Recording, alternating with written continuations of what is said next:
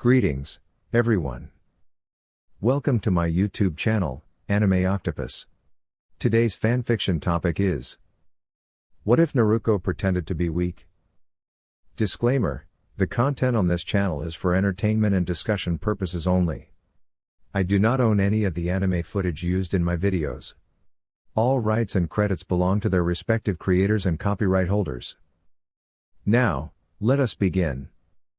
The retrieval team, consisting of Nara Shikamaru, a chunin of the Hidden Leaf Village, and Junon members Hyuga Neji, Akimichi Choji, Uzumaki Naruko, Rock Lee, and Inuzuka Kiba, had successfully brought back Uchiha Sasuke, the most recent defector from Konohagakure. Despite being injured, Sasuke's wounds were minimal compared to Naruko's, who had bested him in his cursed state. Naruko bore two severe, slow-healing scars from Sasuke's Chidori strikes, in addition to several large cuts on her hips and arms. The entire team had sustained various injuries during their encounters with the Sound 4 of Otogakure. Lee had minor cuts, while Neji and Choji were critically injured. Neji had a severe shoulder wound and multiple stab injuries to his back, and Choji was in a dire state from the effects of his clan's special pills. Shikamaru returned with a broken finger, and Kiba suffered from a self-inflicted stab wound to his stomach. Naruko was in the worst condition, although much of the damage was mitigated by the healing abilities of the Nine Tails, Kurama, sealed within her. Sasuke had sustained a half-powered Rasengan wound to his chest, along with a few cuts and broken bones. In contrast, Naruko had more broken bones, two full-powered Chidori strikes to her torso, and additional cuts. Her sensei, Hatake Kakashi, found her struggling back to the village, carrying the unconscious Sasuke. Kakashi carried both injured students back to Konoha, while medics transported the rest of the team. Upon arrival at the Hokage Tower, Shikamaru reported the mission's success, having captured Sasuke and defeated his accomplices. Kakashi then took his two injured students to the medical ward, handing Naruko to Shizune at the entrance. Sasuke, considered the precious last Uchiha of the village, was immediately attended to and treated for his wounds while still unconscious. Naruko, however, was denied medical treatment by Shizune, who held a bias against her. Fortunately, a compassionate young medic with brown hair and orange eyes provided her with a first aid kit and instructions for self-care. On her way to her rundown apartment, Naruko encountered her teammate, Sakura Haruno. Despite her own injuries, Naruko smiled, showing Sakura she had succeeded in retrieving Sasuke. "You did it, Naruko. You brought Sasuke-kun back?" Sakura asked, her eyes filled with joy. "That's right, Sakura-chan. I always keep my promises, and I never go back on my word. That's my ninja way," Naruko declared. "Can I see Sasuke-kun now?" Sakura asked, already daydreaming about a future with Sasuke. "Yes, but he's probably asleep right now," Naruko replied, continuing towards her apartment to tend to her wounds. Sakura, ignoring Naruko's condition, dashed off towards the hospital with unprecedented speed, her mind solely focused on Sasuke. 2 days later, the minimally injured members of the Sasuke retrieval team reported to Tsunade. Meanwhile, Naruko waited for her silver-haired, Cyclopean sensei and conscious teammate at their usual meeting place, the bridge at the training grounds. Her face lit up with a smile as her pink-haired teammate, Sakura, came running towards her. Naruko was about to wave cheerfully until she noticed the dark scowl on Sakura's face. "Uzumaki Naruko, how could you hurt him so horribly? I thought you were his best friend." "It's a miracle all his limbs are intact," Sakura screeched, seething with rage over Sasuke's delicate condition since she saw him strapped to the hospital bed.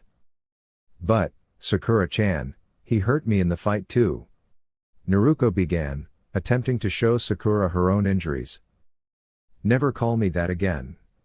You hurt Sasuke-kun so much that he's still unconscious, while you're conscious. Your wounds are nothing compared to his. I wish you were dead. Don't ever come near me or Sasuke-kun again," Sakura roared, striking Naruko across the face. Naruko's smile quickly turned into a grimace of pain as her back struck the railing of the bridge, reopening one of her Chidori wounds and causing fresh blood to drench the front of her orange jumpsuit. She screamed as a fresh wave of pain washed over her. Tears sprang from her eyes as she dodged a powerful kick aimed at her chest from the one she once considered a good friend. Naruko turned away from the bridge and ran, no longer caring about missing the team meeting, tears streaming down her face as she headed towards her apartment. She never noticed her sensei appearing on the bridge as she turned the corner. That night Tsunade sighed as she took another swig of her 10th sake bottle as she signed yet another document of the piles of paperwork on her desk. She had been having an already hectic day with the civilian and elder councils yelling at her about how she should kill the demon brat for the large injuries inflicted upon their precious Uchiha, even though the Uchiha only had minor wounds compared to the young Uzumaki. The busty blonde moaned slightly as she picked up another piece of paper and stared at it through her drunken glazed-over stupor. She sighed with a hiccup as she signed the paper and placed the Hokage's seal on the paper. The blonde cage hiccuped again before she tossed the paper onto one of the many stacks, not bothering to read it all the way. If she would have noticed the lines of, "Indefinite banishment of Uzumaki Naruko for assault upon fellow Leaf Shinobi" written in bold on the top of the paper. Hokage's office next day. Tears were streaming down her whiskered face from Naruko's wide eyes as she stared at her mother figure and the three elders standing in front of her. Her dream to become the Hokage had just been smashed to pieces by what the elder Homura read to her. She had to leave the village and could never be Hokage to finally be respected like she had long dreamed. In addition, she could no longer be a shinobi because of the new seals a sympathetic Nico-masked Anbu was drawing on the back of her hands that would make sure that she would never be able to use any ninjutsu or genjutsu again either. Tsunade was standing in front of her desk, staring at the girl that she considered a younger sister or daughter stone-faced as her two advisors, Homura and Koharu, informed Kakashi and the younger blonde of the punishment for her crimes as they put it, making the Cyclopean pissed, especially after finding out why his blonde student had skipped the team meeting the day before. 1. Uzumaki Naruko, Jinchuriki of the Kyubi no Kitsune, is to be banished from the great village of Kanahagakure no Sato and the Land of Fire immediately, and she is to be stripped of her ability to use ninjutsu and genjutsu of any kind, as well as being stripped of her summoning contract with the Toads as given to her by the Toad Sage Jiraiya.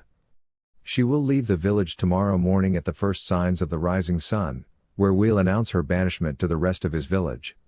If she refuses to leave, all shinobi of the village are permitted to kill her on sight. Homura said in a monotone voice, as he read from the banishment slip. He mentally sighed. While he had nothing against the girl, having been Kushina's sensei during the Third and Second War, he was forced to see the dangers she presented to the village via the Akatsuki and how the rest of the village would act once they found out about the Uchiha's injuries. Naruko, Kakashi said as he choked up, his lone eye beginning to tear up. "I'm so sorry." He never got to finish as the blonde turned away from them and ran from the office, tears streaming through the air behind her. Tsunade excused the elders and Kakashi from her office and sat behind her desk as she stared at the 4 pictures on the wall hollowly, taking a sip of her sake bottle. She sighed as she felt like the pictures of the previous Kages were glaring at her in disappointment, especially Minato and Hashirama's pictures. Naruko's apartment, an hour later.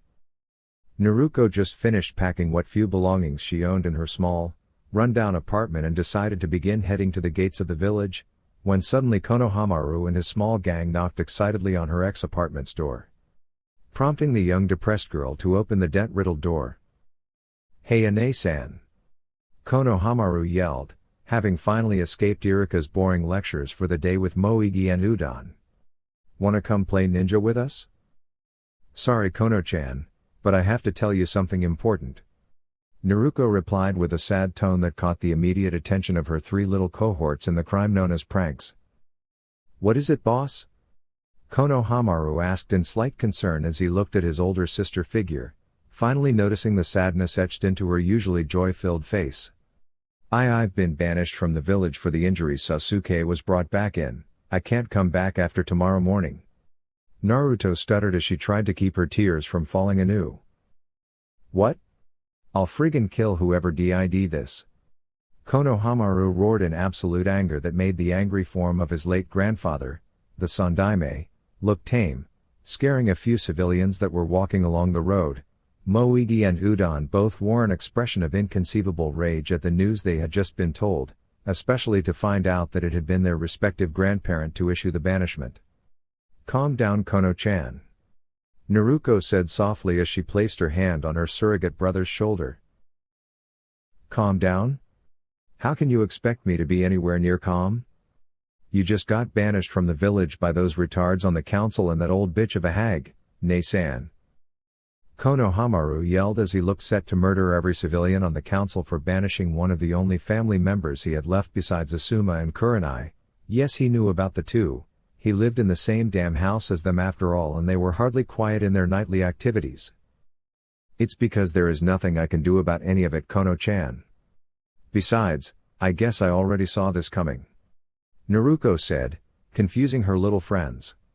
The councils have always hated me, so I'm guessing that whether or not I was able to bring Sasuke team back, they would have probably still banished me either way. Naruko said as she then pulled her leaf headband that she had received from Iruka from her forehead and placed it around Konohamaru's head, tying it into place before leaning back to take in the image of Konohamaru wearing her headband. I am no longer a kunoichi of Konohagakure, tell that to anyone who actually cared enough. Naruko said as she closed the door to her apartment for the last time and rubbed the three heads of the Konohamaru core members, before she turned and walked towards the northern gate of the village. Once she reached the gate, she got a pair of salutes from the two eternal gate chunin, Izumo and Kotetsu, both of whom always enjoyed her pranks, as she started walking past only to be stopped by her old classmates and their senseis. The only ones to not show was Sakura and Ino, who were visiting their precious Uchiha, and teammate that was out on a mission. Mostly all of them were more or less angry with the council, each of them giving Naruko a gift to send her off.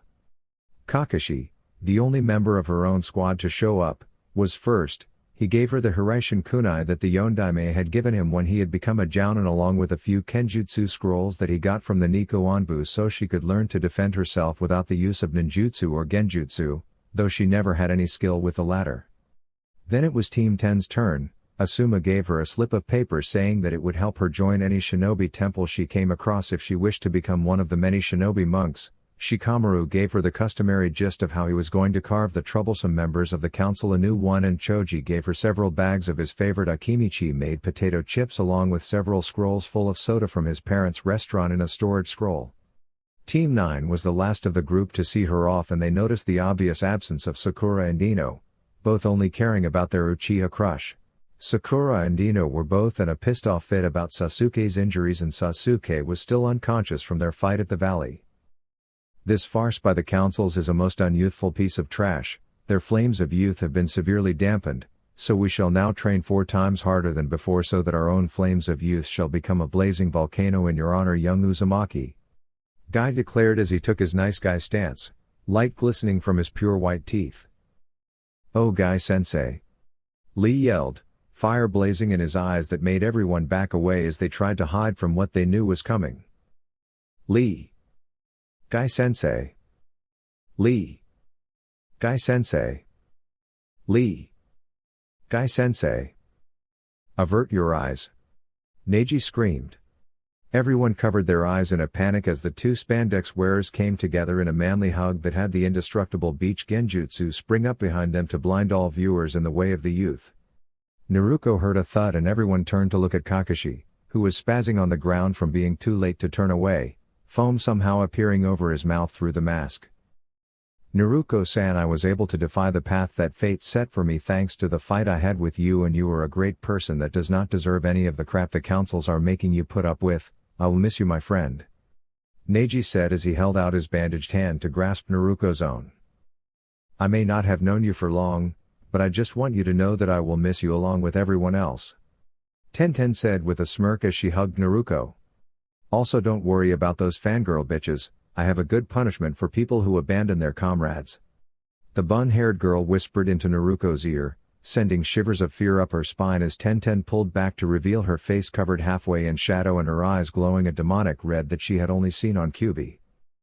Thank you all, Naruko said as she wiped away a stray tear. She looked towards Kakashi.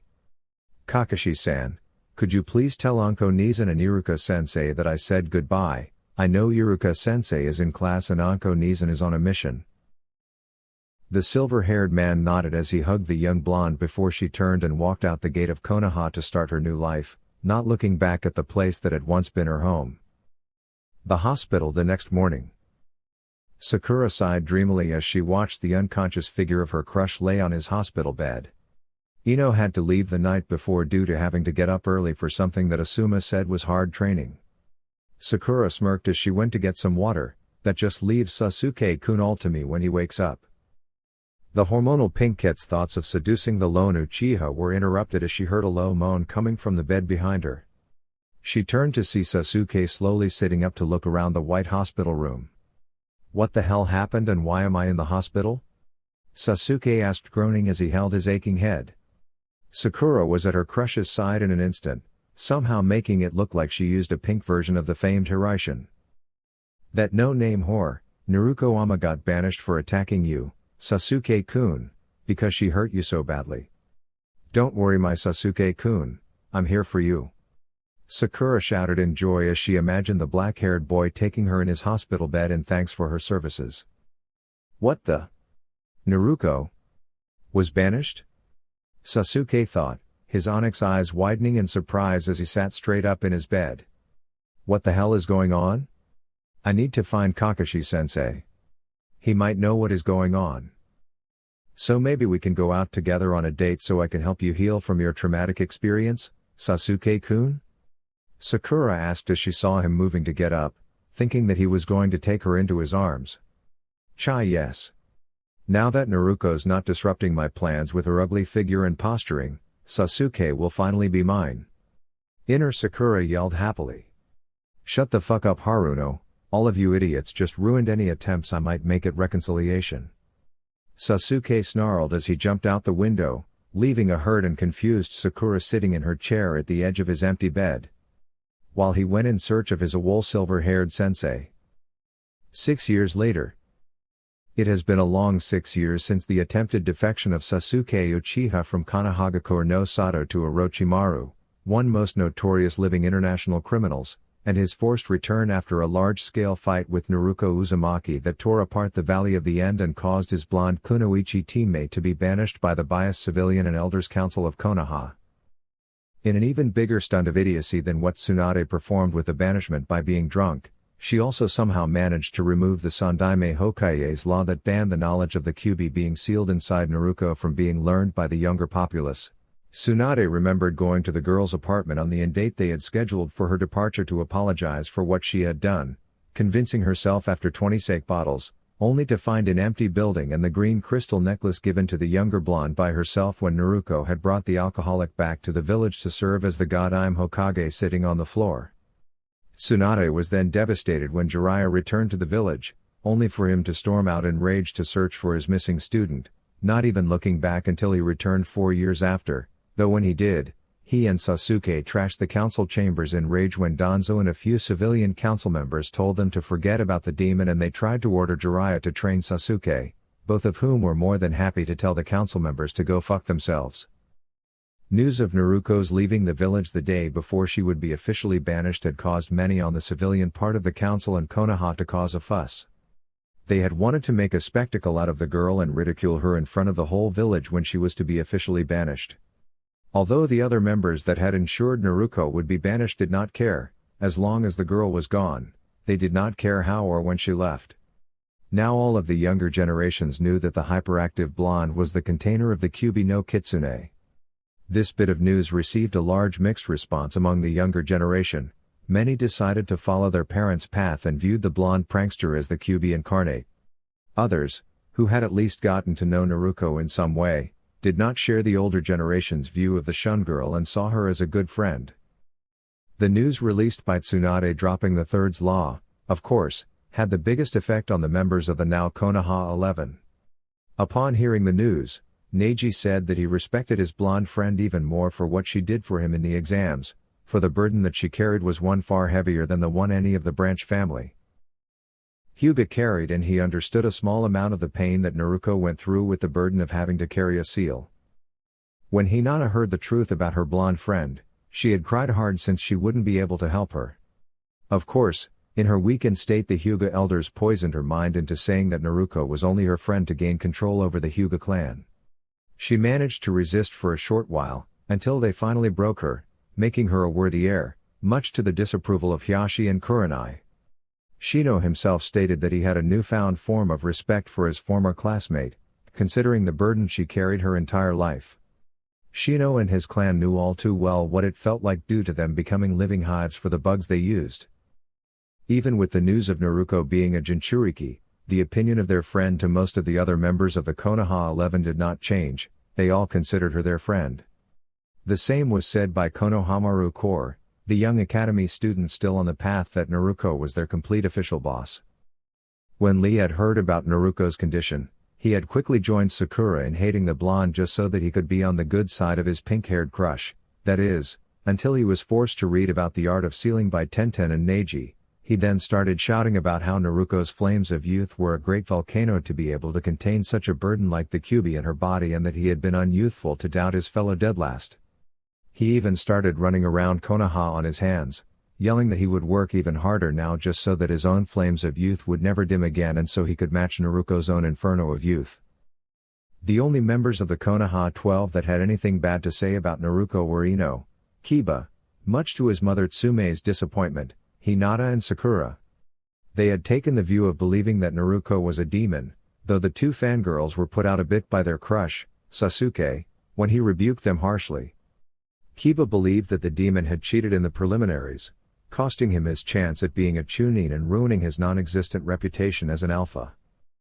Choji was okay with her, since they always had eating contests in the academy days and he always followed Shikamaru around knowing that if his friend believed that Naruko wasn't the demon, then he wouldn't either. When the news of Naruko's banishment had been released to the civilian and ninja population, there had been a great deal of celebration by the civilians and many ninja, but that had all been quickly torn apart by an enraged Tsunade and members of the Konoha 11, having dozens of civilians and her shinobi arrested and put in holding cell for a couple weeks, some of the more violent ones being sent to Tondi for some one-on-one time with Ibiki, who himself wasn't in a good mood about the banishment. Not long after the news of Naruko's banishment and being a Jinchuriki came out, the great village of Konohagakure no Sato fell under attack by a series of daily, sometimes even hourly, pranks at the mischievous hands of Konohamaru Core. These pranks lasted for 3 years before Konohamaru and his team graduated from the academy to become Team Ebisu. The pranks were often and always varied. The pranks ranged from having stink bombs exploding in clothes stores and in food stores, and massive paint bombs exploding in the several dozens of shops, the Hokage monument and on people. All of the Inuzuka's dog kennels were opened and their canine partners released out onto the streets of Konoha. Of course, that was after people were somehow sprayed with pheromones. That act scarred dozens of civilians, especially the head of the Merchants Guild, who now had nightmares of being spooned from behind by a massive wolf. One of the worst pranks was when, at some point, the civilians tried to celebrate Naruto banishment. Konohamaru and his team built several launchers with the help of Team Guy and fired what they called B.H.S. aka burning horse shit. Needless to say, the festival did not continue and everyone there had to go to their homes and take low showers. Most of these horrendous pranks were aimed at the civilian population as well as any shinobi that had been cruel or rude to Naruko in some way or another, meaning that Ebisu did not escape his future students' attentions. A lot of the Konohamaru Core's pranks had also been aimed at the council members that had a hand in banishing Naruko. One of the worst pranks was directed at Sakura Haruno. The Core had snuck into Sakura's bedroom at night and superglued the girl's hair to the bedposts and, to further humiliate the Banshee from hell, Moigi had, after stripping the girl naked and binding her arms and legs to the bedposts, gotten Kakashi and Lee to help place her bed out in the middle of the village square naked, where she became the laughing stock of the village once morning came. After that, Mebuki had to shave off all of her daughter's hair, much to her secret enjoyment, to set her free from the bed, which resulted in Sakura being bald for a few months. Needless to say, Sakura was not seen by her team or anyone for a few weeks as she locked herself inside her room, mourning the loss of her Sasuke allure. The last person to be hit by their pranks had been Kushina Uzumaki and her 2 sons. When everyone found out that she was the mother of Naruko, Konohamaru got the 2 Chunin Izumo and Kotetsu to join in when they, along with Kakashi, Sasuke, Team Guy and Shikamaru, went to the Uzumaki compound. They ended up planting several dozens of paint bombs, a personal invention of Konohamaru's called the tar and feather seal, along with gluing Naruko's twin Kenji's body into a set of women's lingerie with a see-through sleeping gown, aka his mom's, and tying Menma up in the pantry, roped and gagged in his own long hair. To make the prank even more successful, they had Kakashi set several dozen dog poop bomb trap seals, that he made from his summons, in the master bedroom to go off in the morning when Kushina began to wake up. To say that Kushina and her sons had been pissed was a major understatement. Sasuke was one of the only ones to continue the punishments on the people he deemed guilty after the course stopped. Ino was hit where he placed her in a genjutsu that had her believe that she was enjoying a date with him, while in truth, she was stripped like Sakura and hung upside down by her ankles from the nose of Tsunade's monument head. It took 4 months before she returned to active duty and walked outside of her house, though she still lit up in a full-body blush when her friends or someone she knew looked at her. The last prank done was probably the biggest prank ever played in Konoha by the entire Punish force was the Hyuga clan. Konohamaru and Naruko's friends had broken into the Hyuga compound and stolen all the Hyuga clan's underwear, from boxers to panties and bras, speedos and thongs. Then they took rainbow-colored paint and replaced the clan's shampoo and body wash with it. Konohamaru proceeded to hang the clan's underwear up all over the village, ranging from trees to flag poles and from tops of buildings to the middle of the street. The members of the Konoha 11 that defended Naruko did not think it was possible for anybody born from the Hyuga clan, other than the old version of Hinata, to blush that much from embarrassment, but on that day they watched in awe as the entire Hyuga clan went around the entire hidden village, picking up their underclothes in front of everyone while their bodies looked like the rainbows that covered Ame when not raining. Hiyashi had to go to the Anbu headquarters, where Ibiki and his platoon had cameras waiting as the rainbow-colored man had to grab his pink Speedo underwear from where they flew in the middle of the courtyard. The only Hyugas that had not been hit by Konohamaru's prank was Neji, who participated, and Hinata's younger sister Hanabi, who Konohamaru has a crush on. 2 months after Naruto's banishment, the news had spread like a wildfire to other countries. When the countries, people and villages that Naruko helped heard about the banishment, they were enraged beyond belief, especially when they found out the reason for the banishment. When the Land of Waves learned of their savior's banishment, they were beyond pissed off that the hero of their country had been banished just for doing her job. They then sent a message to Konoha to tell the hidden village that they were ripping up and dropping the trade treaty that they had recently made for Naruko's patriotic duties to their people, and that all merchant and transport ships that were controlled by the Land of Waves would refuse to work or trade with Konoha.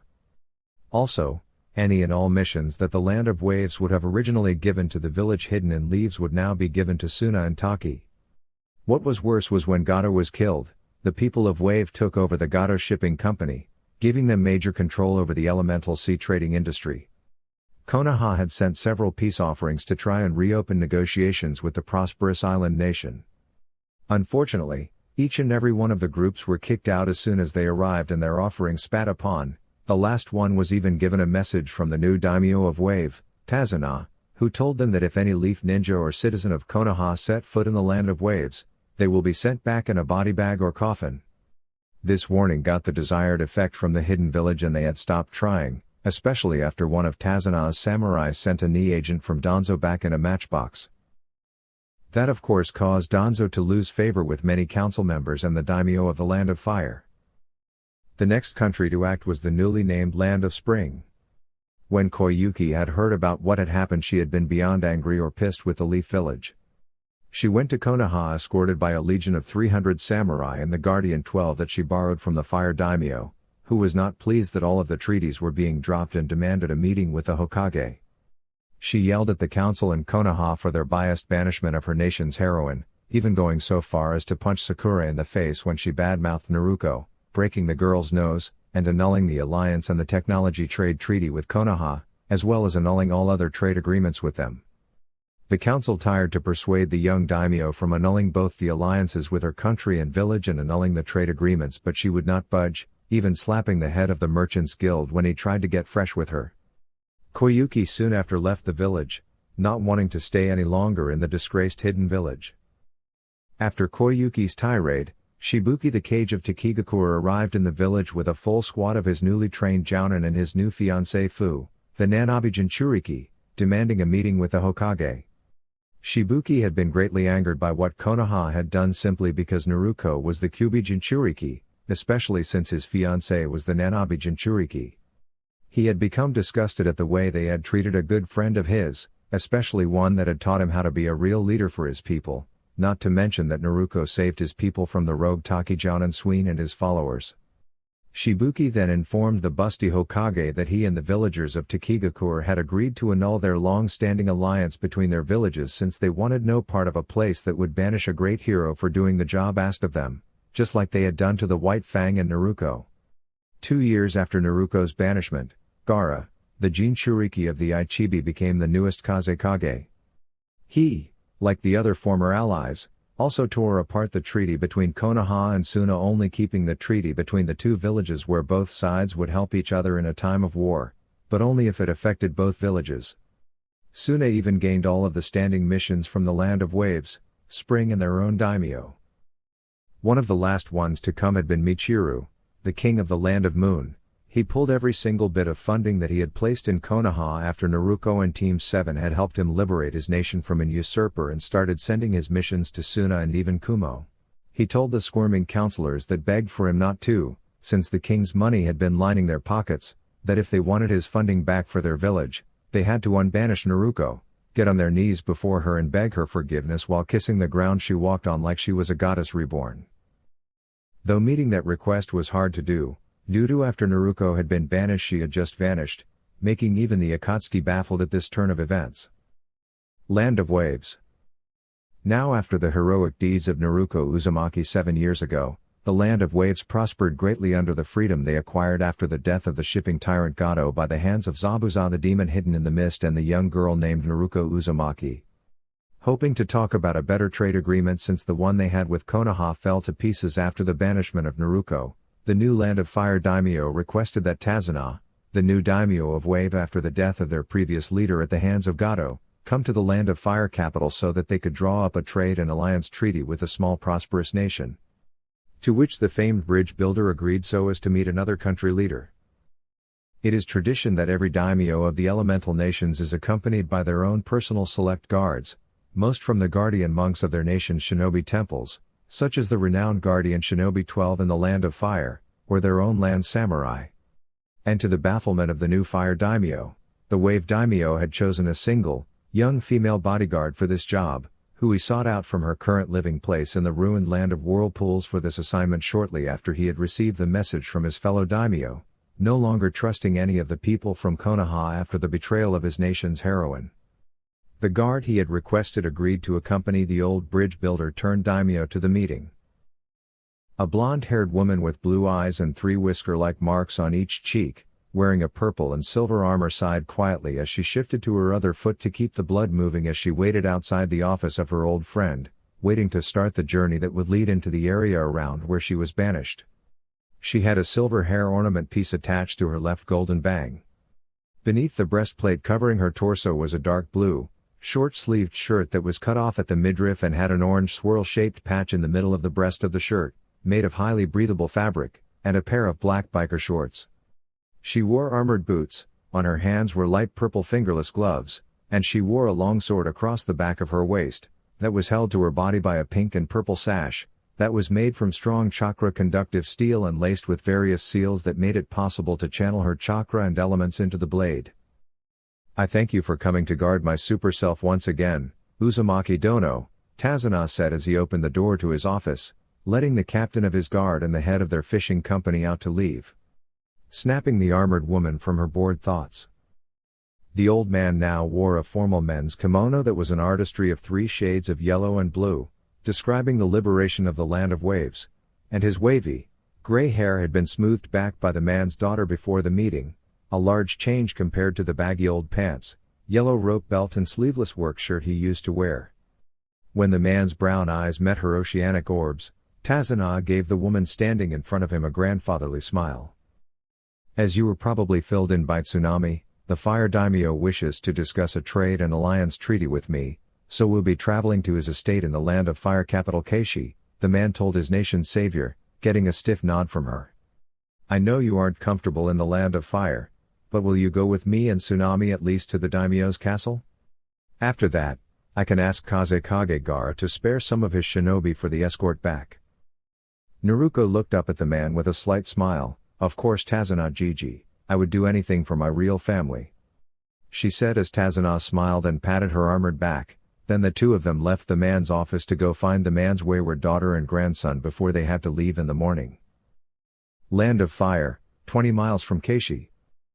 A short week had passed as the small group left the Land of Waves for the Land of Fire capital, Keishi. Tazuna, his daughter Tsunami and their guardian Naruko had slowly made their way towards the capital with only a few hindrances from bandits. While the new fire daimyo had been happy to offer to enlist some of his land's leaf ninja to escort the older man, Tazuna politely refused, saying that they hold no trust for the Land of Fire's hidden village. It was a risky move, considering that their small band would make an excellent target for any bandits or missing nin looking to make some easy money, though she had already taken down a few bandit groups on their way, traveling in a small carriage with only the sword-wielding blonde and their driver as protection. But the young fire daimyo wasn't able to shake the wave daimyo's absolute faith in the young woman that had saved their home as a young girl. While the small family would admit that their faith was a bit foolish to just have one person guarding them without backup, they wanted to spend as much time with their savior as they possibly could, before the woman disappeared again so she wouldn't be found by the traitors of her village or Akatsuki. Naruko recalled her memories of the past few days she had spent with the bridge builder's family after they found her living and training in the ruins of her clan's homeland, the Zushiogaku, also known as the Land of Whirlpools, where she had been learning a new path for her life and about her ancestry after traveling around the elemental nations, avoiding the Land of Stone and the Land of Fire. She would be starting to travel around as soon as the job requested of her by Tazuna was completed and over with, leaving anybody that knew her unable to find any traces of her. Tazuna, of course, wanted to appoint the girl as the captain of his own personal guard, but he was refused on the grounds that staying in one place too long would end badly for anyone and everyone close to her, either by the Akatsuki that was after the Baiju or if Konoha ever wanted their weapon back. She would only protect the old man up to the fire daimyo's castle, to where afterwards the family would request some shinobi from Gaara, and Tazuna happily accepted that. As the coach that Tazuna and Tsunami rode in made its way closer to the capital, its golden-haired guardian held out her hand and halted the carriage. Pulling out a few kunai, she threw them into the forest at a high speed, causing several meaty thuds to be heard, and then she dodged some kunai that landed around her with explosive tags wrapped around the hilts. The resulting explosions from the impacted kunai caused smoke and dirt to cover the clearing and the armored 19-year-old, leaving no visibility, as two Leaf Chunin and a Rudanbu rushed towards the scene, with the intent to capture the long-missing Jinchuriki and maybe hold the wave daimyo hostage to regain the treaties. "Attacking us was a grave mistake on your part," a monotone female voice spoke from behind the Rutnin, making the three shinobis' eyes widen in surprise. They quickly turned only for an armored figure to slam her blade down towards the Rutnin. In her hand was a large double-edged longsword, roughly 3 feet and 7 inches long, with the blade being 1.5 feet wide, engraved with an assortment of different seals. Pushing chakra into the seals on the end points, and running her strong wind-natured chakra through the blade to make the already powerfully sharp blade, sharp enough to slice through steel with ease. She gripped the hilt with both hands and bought the sword, slamming down on the closest shinobi, bisecting clean through the Rudanbu from noggin to groin before he could even use his tanto to guard against the attack. The remaining two positioned themselves to the left and right of the woman, both now at attention as they saw their comrade fall into 2 pieces. A sweep of the large blade and the kunai they threw a second later were batted out of the air by the large sword, one of the knives rebounding and piercing its thrower's leg. The blonde spun on her heel and quickly beheaded the injured man when he failed to get out of her range, like his already deceased partner. The last Leaf Nin, Kunoichi, hesitated a few feet away for a brief moment, staring in slight fear as she weighed the option of attacking and being killed quickly like her comrades or fleeing and living to fight for Konoha another day. "Leave. My job is to protect and defend Tazuna Gigi. I will not kill you if you choose to leave." Naruko spoke up, catching the panicked woman's attention as the golden-haired blonde planted her sword in the ground before her, before she faced the woman with a cold, emotionless expression as if reading the Chunin's panicked thoughts.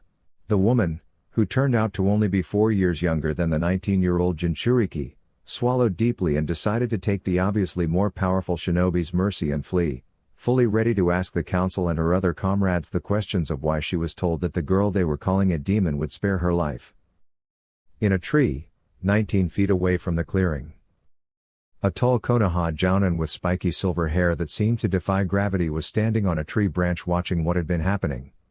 He had a dark-colored eye, being the only part of his face not covered by his mask and slanted headband.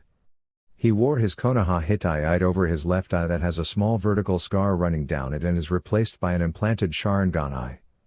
He wore a half-facial mask over the lower half of his face and the traditional Konoha jounin flak jacket with his father's repaired white light chakra saber attached to his back. He had been assigned as extra, yet secret, protection by Tsunade for the newly made Wave Daimyo, since he knew the older man from his mission to Wave with his former Jinan team, for when Tazuna arrived in the capital, he had been looking for the team he had been assigned to guard the man with after they disappeared and came rushing over to the clearing he was currently viewing from his perch when he had felt the large chakra spike and was able to see what looked to be a battle happening around the Wave Daimyo's halted carriage, both Tazuna and his daughter, Tsunami, watching in interest from their windows. The Cyclopean copycat knew that it wasn't his place to interfere with the battle going on, though he recognized his squad as the ones attacking, but he then recognized a very familiar chakra signature in the clearing. The son of White Fang's eye widened as the silver-haired jounin saw an armored young woman with knee-length golden blonde hair, with 3 whisker-like birthmarks on each cheek and cold, emotionless blue eyes.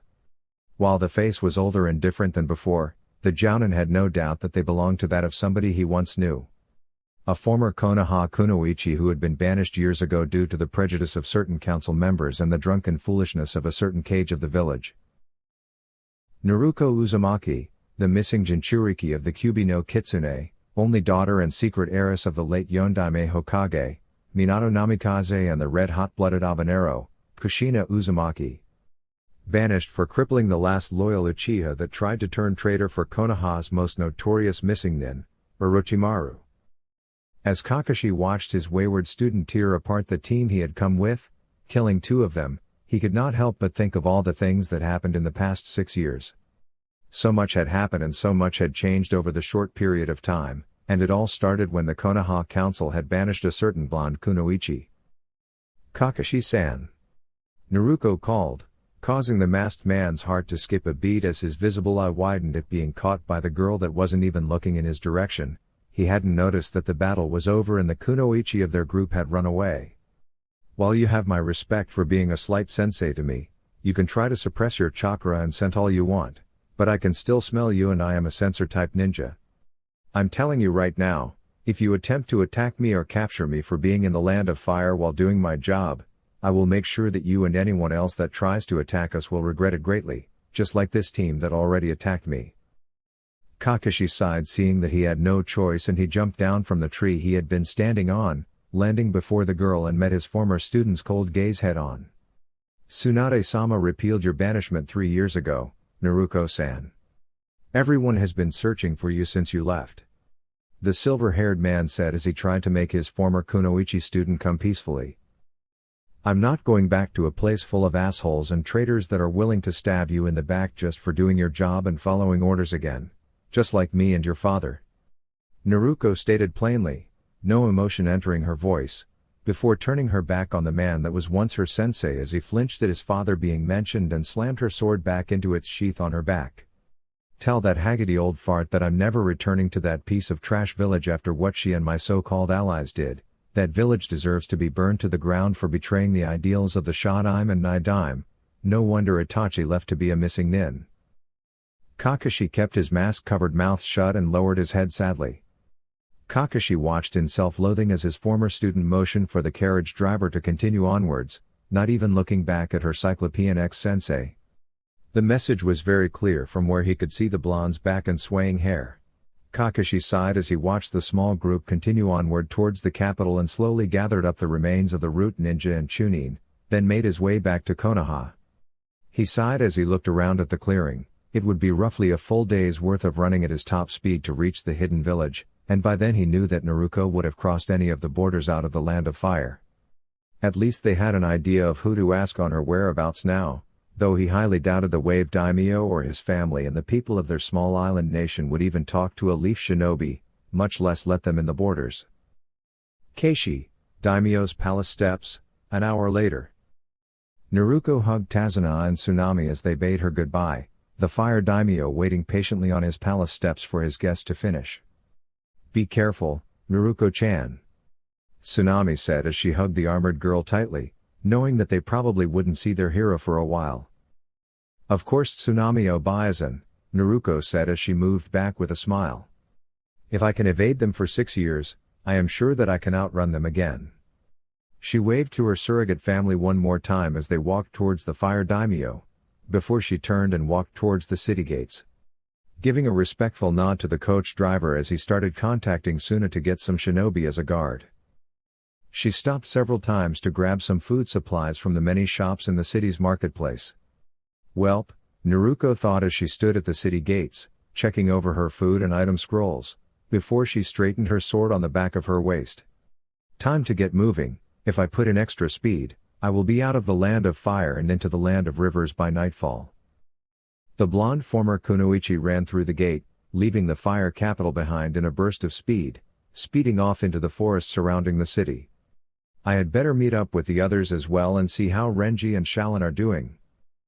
Kanahagakur, Hokage's office one day later. Kakashi was sighing, wishing for a long dip into the sake bottles he had stacked up at home next to his Icha paradise as he walked out of the office. Tsunade Senju, the Godime Hokage and granddaughter of Hashirama Senju, the Shodaime Hokage. When he had arrived in her office with the news that he had spotted his banished student, Tsunade had been shocked and yet happy that her little sister figure had been found. Now she was silently sobbing upon hearing how someone she saw as a little sister no longer wanted to return to her home, even calling it a piece of trash that deserved to be burned. The good news was that they finally found her and she appeared to be very capable of taking care of herself, even without the use of ninjutsu or genjutsu. The bad news was now she had to retrieve the younger blonde and bring her back to Konoha, most likely by force. Tsunade knew very well that Naruko would put up a fight given what Konoha did to her with the banishment and mistreatment for being a Jinchuriki, more than likely giving the retrieval team a reason to use lethal force just to subdue her. Still feeling very guilty over her decision to not read further into what she had on her desk and not saying anything during the initial banishment, while Koharu and Homura both read the banishment to Naruko with a smirking Danzo standing only a little bit away from them all. She had broken the once kind heart of the younger Uzumaki, and hadn't said a word about it until it was too late. The busty Hokage remembered how Jiraiya had set out to find his missing goddaughter after he had returned from his recon mission to pick up his new apprentice, and was told about the banishment so that he could find and train the girl and maybe tell her about her parents, but he was disappointed when he came back to the village after 4 years of searching without a hint of a sighting from any of his contacts. He still refused to talk to anyone that had a hand in Naruko's pain or the recently returned Kushina. "Tsunade-sama," Shikamaru said from where he was standing in front of his Janan team, his right hand stroking the small pointed beard he had grown over the years, looking just like his father just without the scars and wrinkles. "What are we going to do about Naruko? Especially with the Akatsuki still hunting the 9 Baijuu. We need to get answers from the people that know her," the platinum blonde said as she stared at the mini Shikaku with her fingers crossed before her face. "I will send teams out to speak to the villages and nations that she has helped in the past. Once we hear back from the teams or we manage to spot Naruko, we'll set up tracking and detainment teams to go after her. There's still a chance we can reason with her before we'll have to use force to bring her back to Konoha." Shikamaru sighed at the Hokage's statement.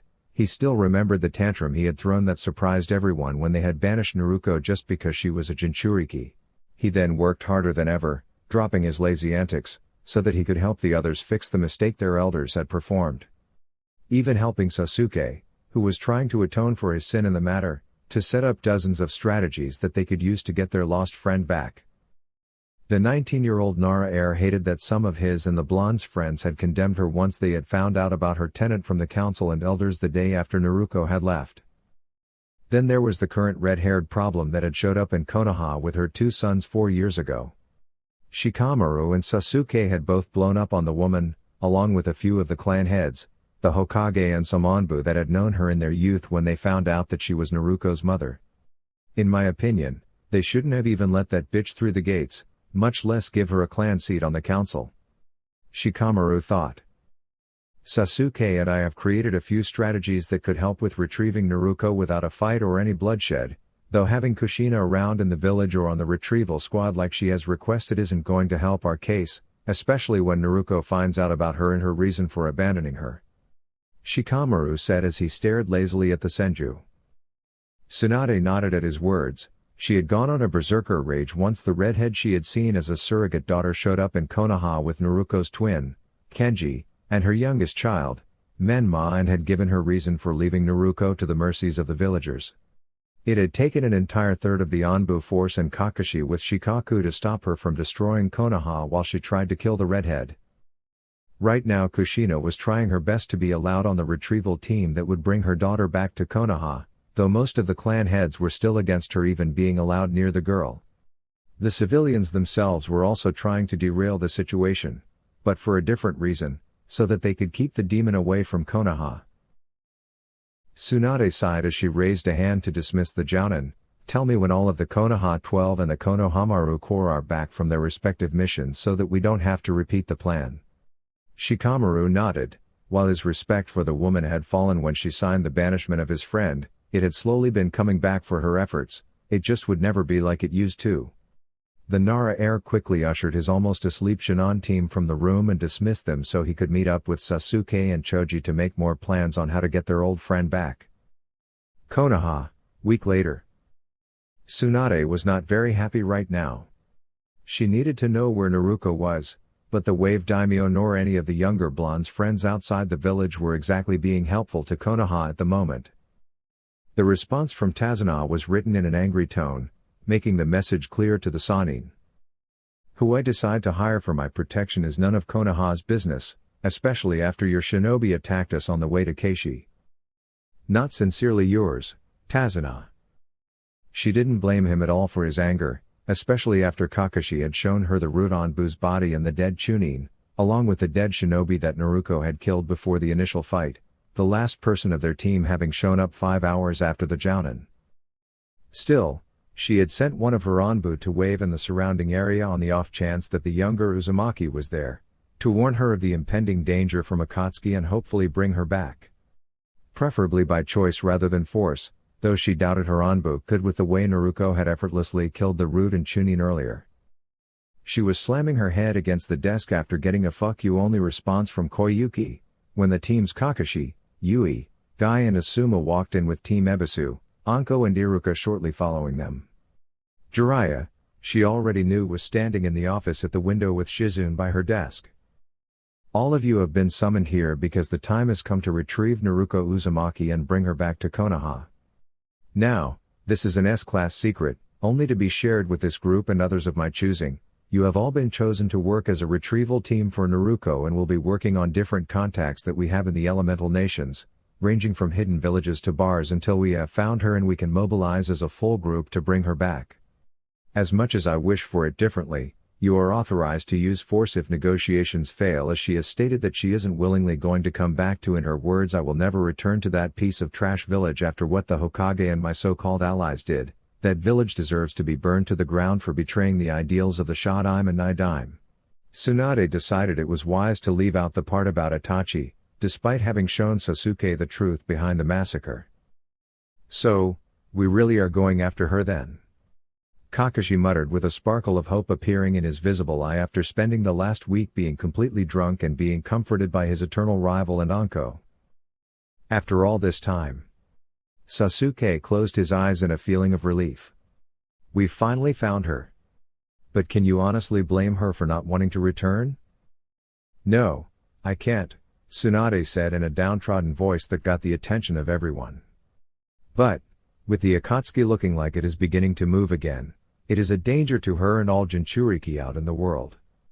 This time we will make sure the village will protect her like it should have done a long time ago, instead of the mistreatment it caused in the past. Sakura said nothing to the Hokage, her sensei and Sasuke's words. She hated Naruko with a passion like a couple others from the group. She of course knew that Naruko wasn't the demon fox that was sealed inside her. No demon that could lay waste to mountains would be that weak or idiotic, but unfortunately Sakura was still pissed about Naruko hurting her precious Sasuke, and she blamed Naruko for the fact that the Uchiha heir wouldn't return her undying love. Their new teammate Sai just sat quietly behind them, secretly recording all of this into one of his ink rats to give to Danzo later on. According to Kakashi-san's report of an incident with his temporary team attacking the Wave Daimyo, she has been staying in the land of waves for an undetermined amount of time, she said as she pulled out a small map of the elemental nations. I believe that we should investigate here first. Tazuna, the Wave Daimyo, has made it clear that he wouldn't help us at all, so I am sending a couple teams to check out the surrounding area with one of my Anbu that is already there in secret. His codename is Tora. That makes sense. Jiraiya snarled from his spot on the window. He is the only person capable of using Makuten. I'm betting that you were going to have him detain her immediately on site before negotiations could begin. Tsunade just ignored her angry teammate's jab at her choice. He was still pissed about the situation 6 years ago, only appearing in the village when he was absolutely needed. That being assured of after he punched Kushina across Konoha when she tried to get him to teach her youngest son, Menma, and the boy badmouthed Naruko. We're getting off topic. Tsunade snapped back at the man before he could speak up again. The point is, despite Naruko not wanting to come back, the Akatsuki is beginning to start up their activities and we believe that they are going after the Jinchuriki from all of the villages. This got a gasp from everyone in the room, besides Sai and the purple-haired Anbu standing in the corner. We unfortunately have no knowledge of what skills and techniques she is capable of besides what appears to be mastery in Kenjutsu from how she killed the rogue team that attacked Tazuna. We also don't know if she is traveling with anybody. Is everyone with me so far? Tsunade asked as she rested her mouth against her entwined fingers. Each of the shinobi and kunoichi in the room nodded in complete understanding of the situation, the ones believing that she was a demon planning out mentally on how they should kill her. For your knowledge, in case you come into contact with her, Jinchuriki are capable of manifesting cloaks and tails of their Baiju's chakra for enhanced defense and greatly augmented attack power. The Anbu Tora that you will meet in Wave and Jiraiya are the only ones currently in Konoha, besides Kushina and her eldest son Kenji, that is capable of siphoning off the demonic chakra and weakening her. If you do encounter her and she goes beyond 3 tails, entering the stage where she would gain a blood cloak, or a full-blown tailed beast state, anybody below Elite Jounin or Anbu are to withdraw from the battle and allow the ones that stay to act alone as well as send the fastest summon to me so I can immediately join them in the battle. Tsunade said as her gaze slid over each and every one of them. Am I clear? Hi, Hokage-sama. The teams yelled with a quick, stiff salute. You are all dismissed, expect your missions within the week. Tsunade sighed as she heard a knock on the door, 3 minutes after everyone had left the office. Enter, she said, already knowing who it was having felt her chakra coming towards the tower during the meeting. The door swung open to reveal a crimson-haired woman standing in the doorway, instantly getting a glare from Tsunade and the Anbu in the room. This was Namikaze Uzumaki Kushina, the Uzumaki clan matriarch and a council member, who wanted to join the retrieval team that Tsunade had made so that she could bring her daughter back home. Kushina had returned to Konoha bringing her 2 sons with her 2 years after the Jinchuriki's banishment and had told everyone about where she had been. Having been the wife of a now-deceased Land of Rivers noble, she had then been brutally attacked by Tsunade and a few others that had been Naruko's friends when they found out about her being the young Uzumaki's mother. At the time she repealed the banishment, Tsunade firmly believing that Naruko would be back any day, though she had been worried about what would happen when she and her mother met, and more worryingly, when Naruko and her twin and younger half-brother met. While Tsunade was never one to mince words, she found it hard to look at Kushina without a look of complete hatred. She had abandoned Naruko and disappeared, leading everyone to believe that she was dead, only to return with her 2 sons in tow, Naruko's twin, Kenji, holding the other half of the Kyuubi inside his body. She had seen how the redhead adored and spoiled her 2 children and she knew how Naruko would react once she found out about her mother being alive and knew that it wouldn't be anywhere near pretty or favorable for Konoha. Hello Kushina-san, what can I do for you? She asked, acid in her tone at the honorific. Kushina stood in front of the busty blonde's desk in silence, until Tsunade motioned towards one of the chairs. I wanted to talk to you about Naruko and joining the retrieval team. Kushina said after a moment of silence. You have a plan to bring her back into the village, Hokage-sama, but I think we should abandon it. Tsunade frowned at the woman that had been begging to be led onto the team's change of attitude and leaned towards the redhead, a dark glare covering her eyes. Really? And why do you think that, Uzumaki? Tsunade asked, carefully trying to hold back her growing rage at the woman's continued presence in her office. She already knew that one of the retrieval team members had told the woman about the mission, she just needed to find out who and discipline them. It's obvious that she holds no love for the village or us, Tsunade-sama. Having Naruko here and wondering if you won't wake up to find her gone the morning after will only stress you and village resources further. Kushina explained, struggling to keep her face neutral as she spoke. Tsunade looked her over with a cynical eye for a short second. Is it Konoha and my safety that you're worrying about, Uzumaki, or what your long-lost daughter will do once she knows that you are alive and that you abandoned her to the mercies of a hypocritical and grieving village? She asked. Kushina's flinch said everything that she had been trying to hide from the woman. You made the stupid choice to abandon her just because she was a Jinchuriki and looked like your husband, Uzumaki. When and how she reacts is your and her business. I'm certainly not going to stop her from attacking you if she learns about you. Tsunade felt a hint of satisfaction when she noticed a couple more flinches. Even if it results in mine and my son's murders? Kushina asked, instantly realizing it was a foolish question to ask. Tsunade glared in unbridled hatred at the Uzumaki matriarch, her killing intent making Shukaku's madness look like a tame house kitten. When you came back to this village after 15 years of being the fuck buddy of a Land of Rivers noble and bringing back Naruko's twin with the noble's offspring, I let you and your family stay despite you abandoning your daughter. When you asked to be allowed your old compound, I gave that to you, and when you asked for some work, I allowed you to be a jounin again along with being a member of the Shinobi Clan Council, knowing that you willingly abandoned a child to be attacked by people daily and not asking for your fucked up reasons on why you did it. The blonde snapped, her rage building with every word spoken. You went around to most of this village's jounin, chunin and your old friends and asked about who and how Naruko was. Some stories were bad due to their biased nature, but a lot of them were good. You heard about Naruko's selfless attitude before she was kicked out of her home by biased, shitty people, and you seriously believe that she is capable of inflicting willful cruelty on a child? She asked incredulously. Maybe the apple doesn't fall far from the tree then. She added darkly. It was a dirty shot, but it worked as Kushina's head snapped up to stare at the woman that she had once seen as a surrogate mother. I will leave you alone then, Kushina said as she rose from her chair and walked to the door, only to stop when Tsunade spoke up again. Just so you know, out of your entire family, I can see Kenji as the only one that Naruko can tolerate. Your son Menma has expressed an extreme hatred of his elder sister because you abandoned her, believing that she is an embarrassment and failure of the clan when it is you who broke the clan's most fundamental law of never abandoning family, making you the disgrace. On top of that, she will hate you for abandoning her to live the life of an impoverished orphan. Tsunade said with a snarl. At least Jiraiya and I have the excuse for not performing our duties as her godparents, having believed that the daughter of Minato was dead before you returned and told us that the girl we had made the partial replacement for her, was in all actuality our goddaughter. Congratulations, you've got your wish, you and your sons will be placed on the team. Now get out of my office, Jounin Uzumaki. The last bit was said in a shout, making the redhead flee the office with tears running down her face. Land of Claw Village, same time. Naruko sighed as she took a rest in one of the Dengo restaurants situated on the outskirts of the village. She had been running for the past week, making sure that she put plenty of distance between her and the Land of Fire, so that she couldn't be followed by any Konoha shinobi after meeting Kakashi. Okay, so this is Kokonu. Shaolin and Renji said that they would be meeting me here.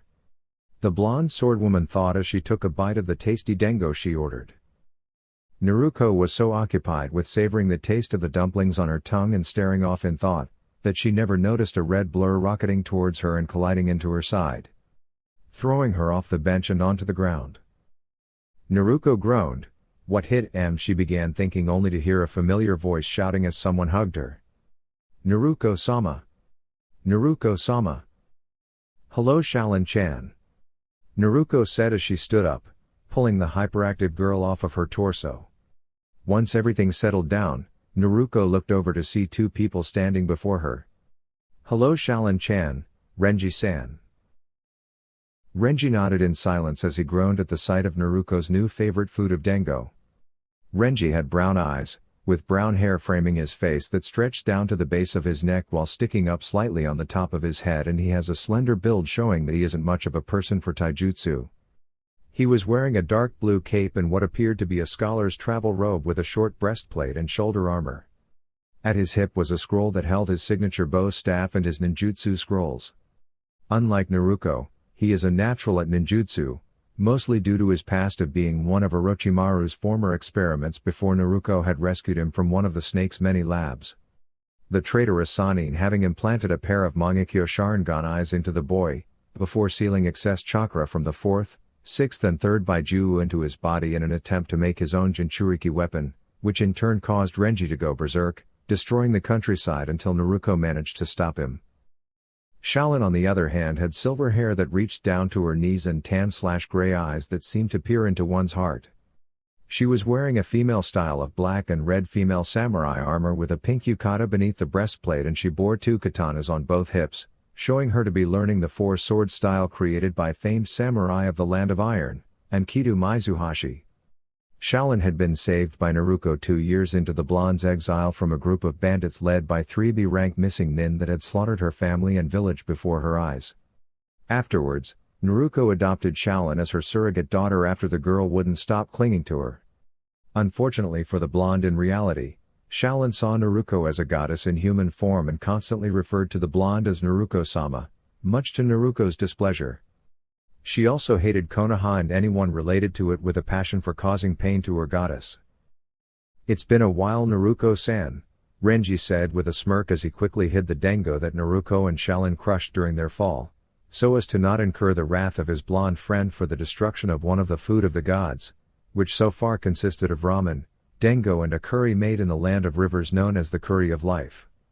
"How have you been? It's been 5 months since you went to see Uzushio." "I am fine. I had a run-in with my old sensei and a few leaf shinobi while protecting Tazunad Jiji on his trip to the Land of Fire capital," Naruko said calmly as if she was talking about the weather, though the two of them got the message loud and clear. "What are we going to do, Naruko-sama?" Shaolin asked, her childlike tone becoming dead serious as she fingered her swords. "I don't know yet. I am still going to try and rebuild Uzushio Gakure into a home for all of us," Naruko said. "I just didn't expect to run into them this early. If I know the old hag, she is already coming up with a plan and a team to take me back so that Konoha has its weapon." Hokage's office. Tsunade gave a sudden sneeze that startled Shizune, and they both watched as the large pile of paperwork that the busty blonde had just finished organizing flew out the window and into the streets of the village. "No. Kami. Why do you hate me?" came the loud scream of Tsunade that startled everyone in the village before she sent out a few Anbu and Konohamaru's team to gather up all of the documents. "We are going to need to meet up with B-sensei and Yugito-senpai then, so that we can finish your training," Renji said as he looked around them to see if there were any leaf shinobi in the vicinity. Naruko nodded. She was currently able to use up to the 7th tail of Kurama's chakra before she went berserk. She would definitely need to meet with the energetic rapper if she were to be able to take on whatever high-level shinobi Konoha sent, or the Akatsuki. She had made a deal with the Yondaime Raikage, after a run-in with a squad of his shinobi, and they had decided to become allies with Kumo in times of attack and distress. Part of the terms was the famous Killer Bee teaching her how to control her Baiju's chakra. Kurama of course decided to tell her his name during the training after she agreed to certain requests from the demon in exchange of using his power. We will need to meet up with Tuya first. I believe she should be around the Land of Waterfalls, and I need to speak to a couple of old friends," Naruko said. Renji and Shaolin nodded. "Though first I need to beat the crap out of dear Renji for the destruction of the glorious dango," the blonde snarled ferally as she finally noticed a couple of her boxes having been smashed. Renji immediately paled in fear. "What? Why me?" Renji yelled as he started running away from his crazed friend. "You and Shaolin were the ones that crushed it when she jumped you." Naruko cackled crazily as she pulled out her sword. "I can't attack Shaolin-chan," the blonde said as if it were a matter of fact. "She's just too cute." Renji looked back at her words and he could have sworn that the samurai-clad girl smiled evilly in his direction as the blonde Jinchuriki chased him all over the village, creating small craters in the road as she kept trying to catch him with her large sword. Wee. After venting some of her anger on the now beaten and bound Renji, Naruko sat back down on the bench and began gossiping with her surrogate daughter as they devoured a new box of dengo paid for from Renji's wallet. Not knowing that several different powers were plotting her capture. Unidentified place in Konoha. Danzo smirked as he ran his hand over the manufactured Sharingan and Makuten arm that Orochimaru had given him to replace the arm he lost to the Gold and Silver brothers, Kinkaku and Genkaku, back in his youth. He quickly covered up his arm as a blank masked figure appeared behind him in a kneeling position. Yes, Sai, what do you have to report? The now revealed Sai removed his mask and pulled one of his drawing scrolls out of his back pouch, before handing the scroll to Konoha's elder. The information on the meeting between the Rookie 12 and Tsunade about the sighting and retrieval plan of the Kyuubi Jinchuriki. Danzo's attention was snagged at the mention of the weapon that should have been rightfully his in his mind. Hey, finally, despite all of your attempts to stop me from gaining my weapon, the Jinchuriki shall finally be mine. Sarutobi, Senju. Danzo thought with a smirk. Good work, Sai. I want you to remain on the lookout for more information, until we can get the Jinchuriki into Konoha and place the root loyalty seal on her. Hi, Danzo-sama. Sai said as he bowed and placed his mask back on his face, before he disappeared in a sunshine. Sai appeared outside of the abandoned bunker that the elder was running his root program in and gave a smirk. Time to tell Jiraiya-sama about Danzo-sama's plans. He then sunshined again to where his real leader was after the Sannin had removed Danzo's command seal from the pale boy's tongue. Cave somewhere in Land of Fire. Deep within a dark cave in the Land of Fire, astral images of 9 figures could be seen standing in a half circle on what appeared to be massive fingertips of a massive statue. One of them, what appeared to be a tall man with spiky hair and metallic silver, rippling eyes, spoke first. It appears that the Jinchuriki of the Kyuubi has been spotted after all these years. The man said in a monotone voice before turning his attention to another person, a male of average height that had the unusual appearance of having a Venus flytrap attached to his body and one half of his body being a shade darker in the projection. Zetsu, if you would. The ripple-eyed man said. Zetsu spoke to the others in his 2 different voices. It turns out that she has been staying for an undetermined amount of time on one of the islands of the Land of Waves. She was spotted while escorting the daimyo of Wave to the Land of Fire capital by her former sensei, Kakashi Hatake, and a temporary squad that was with him. White Zetsu said. She was attacked by the squad minus Hatake and she killed them all except for a single Chunin with just sword skill alone. She was seen heading towards the Land of Rivers by a few people leaving Keishi. Black Zetsu finished. So now the squirt is back in the world after so long. Kisame Hoshigaki, a man named the Monster of the Hidden Mist and a former member of the 7 Swordsmen of the Mist that had a shark-like appearance, said with a grin stretching his face as he heard about her dispatching an entire Konoha squad with just her sword. I can't wait to cross blades with her. Maybe, but it's most likely that she won't stay in one place for long. Konan, a stunningly beautiful woman with blue hair, said.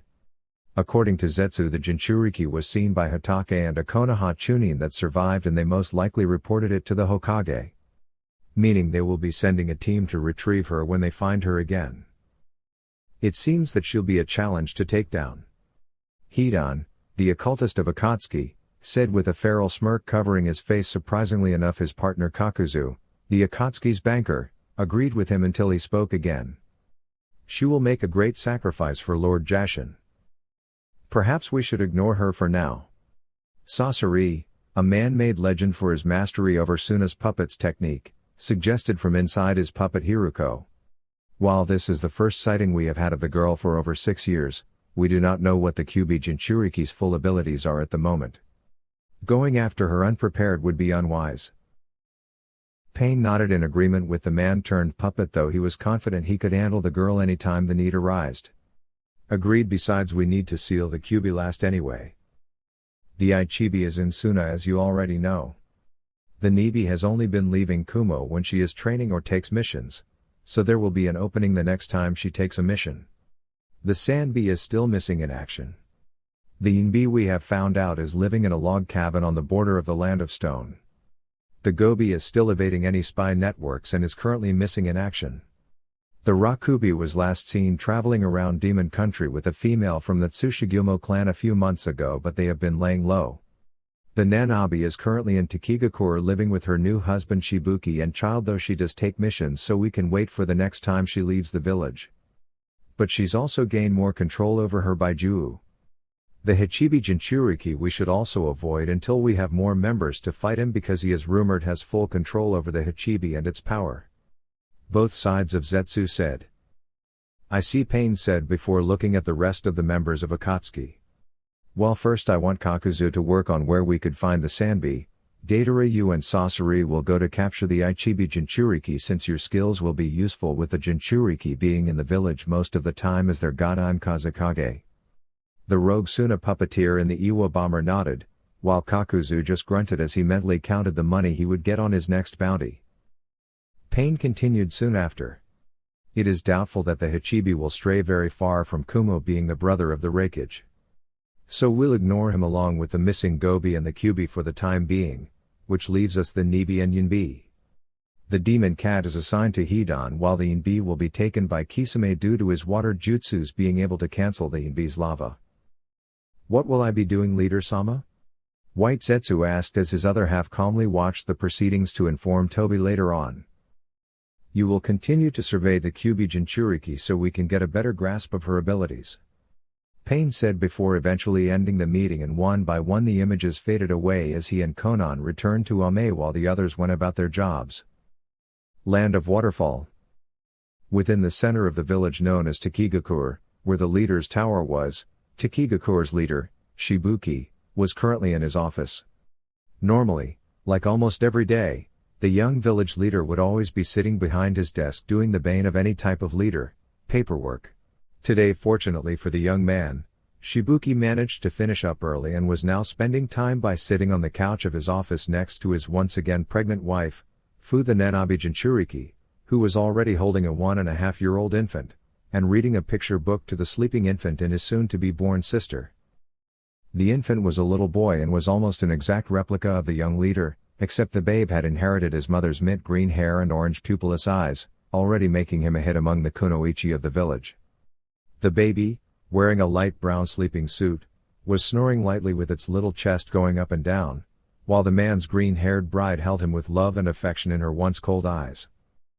Shibuki heard a knock on the door to his office and he looked towards the large oaken slab.